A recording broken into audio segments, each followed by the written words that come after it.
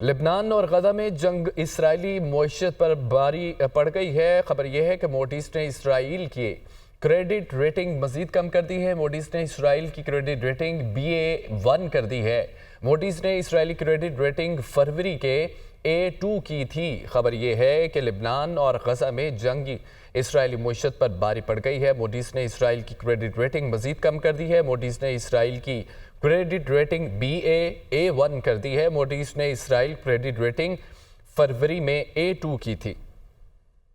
مشرق وسطی کا تنازع مذاکرات کے ذریعے حل کرنے کی ضرورت ہے۔ انٹونی بلنکن نے کہا ہے کہ اس وقت سفارتکاری کا راستہ مشکل ہے، مگر ہمارے خیال میں یہ ضروری ہے، اور مشرق وسطی اور دنیا اس وقت غیر یقینی صورتحال کا شکار ہے۔ آنے والے دنوں میں فریقین کے فیصلے طے کریں گے کہ خطہ کس راستے پر ہے۔ مشرق وسطی کا تنازع مذاکرات کے ذریعے حل کرنے کی ضرورت ہے۔ اس وقت سفارتکاری کا راستہ مشکل ہے، مگر ہمارے خیال میں یہ ضروری ہے۔ مشرق وسطی اور دنیا اس غیر یقینی صورتحال کا شکار ہے۔ آنے والے دنوں میں فریقین کے فیصلے طے کریں گے کہ خطہ کس راستے پر ہے۔ امریکی صدر کا مشرق وسطی میں فورسز کو الرٹ کرنے کا حکم۔ پینٹاگون خطے میں فوجی پوزیشن کا جائزہ لے۔ پینٹاگون اسرائیلی حمایت کے لیے موجود افواج کی جنگی تیاریوں کو فوری یقینی بنائے۔ جو بائیڈن بیروت پر اسرائیلی حملوں میں شدت کے باعث 40,000 سے زائد امریکی فوجیوں کو الرٹ کرنے کا حکم دیا گیا ہے۔ امریکی صدر کا مشرق وسطی میں فورسز کو الرٹ کرنے کا حکم۔ پینٹاگون خطے میں فوجی پوزیشن کا جائزہ لے۔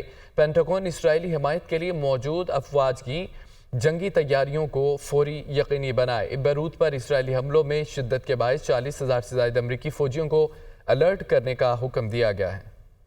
ادھر لبنان پر اسرائیل کے تازہ حملوں میں امریکہ ملوث نہیں ہے۔ پینٹاگون کے مطابق اسرائیلی حملوں کی پیشگوئی کوئی اطلاع نہیں کی گئی۔ امریکی وزیر دفاع لائیڈ آسٹن کا اسرائیلی ہم منصب سے ٹیلی فونک رابطہ ہوا۔ بیروت پر تازہ حملوں کے حوالے سے تبادلہ خیال کیا گیا۔ امریکہ مسئلے کا سفارتی حل چاہتا ہے۔ لبنان پر اسرائیل کے تازہ حملوں میں امریکہ ملوث نہیں ہے۔ اسرائیلی حملوں کی پیشگوئی کوئی اطلاع نہیں کی گئی۔ امریکی وزیر دفاع لائیڈ آسٹن کا اسرائیلی ہم منصب سے ٹیلی فونک رابطہ ہوا ہے۔ بیروت پر تازہ حملوں کے حوالے سے تبادلہ خیال بھی کیا گیا۔ امریکہ مسئلے کا سفارتی حل چاہتا ہے۔ ایران کی لبنان دارالحکومت پر اسرائیلی حملوں کی مذمت کی گئی۔ شہریوں کو نشانہ بنانا ریاستی دہشت گردی ہے۔ ایرانی صدر کے مطابق مسعود پزشکیان بیروت پر اسرائیلی حملہ واضح جنگی جرم ہے۔ عراق نے بیروت کے لیے فضائی آپریشن معطل کر دیا۔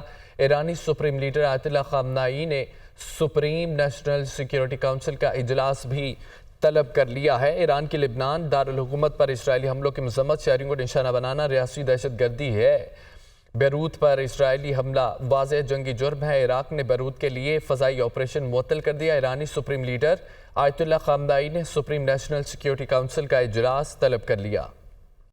اقوام متحدہ سیکرٹری جنرل کی لبنان اسرائیل جنگ بندی کے لیے امریکہ فرانس مشترکہ تجویز کی حمایت۔ لبنان پر اسرائیلی حملوں کے خلاف 21 روزہ جنگ بندی تجویز کے حق میں ہے۔ اقوام متحدہ سیکرٹری جنرل انتونیو گوتریس کا سیکیورٹی کونسل میں اظہار خیال، جنگ بندی کے بعد امن مذاکرات کا آغاز ہو سکتا ہے۔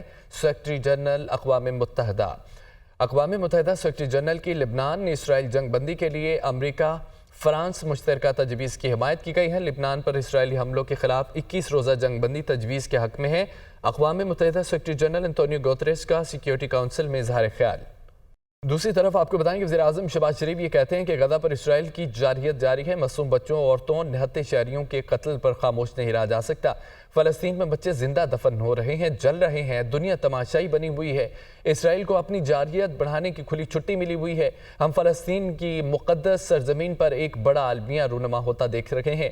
صرف مذمت کرنا کافی نہیں، ہمیں اس خون ریزی کو روکنا ہوگا۔ اقوام متحدہ کی جنرل اسمبلی اجلاس سے خطاب کرتے ہوئے ان کا یہ کہنا تھا کہ عالمی برادری کو پائیدار امن اور دو ریاستی حل کے لیے کردار ادا کرنا ہوگا۔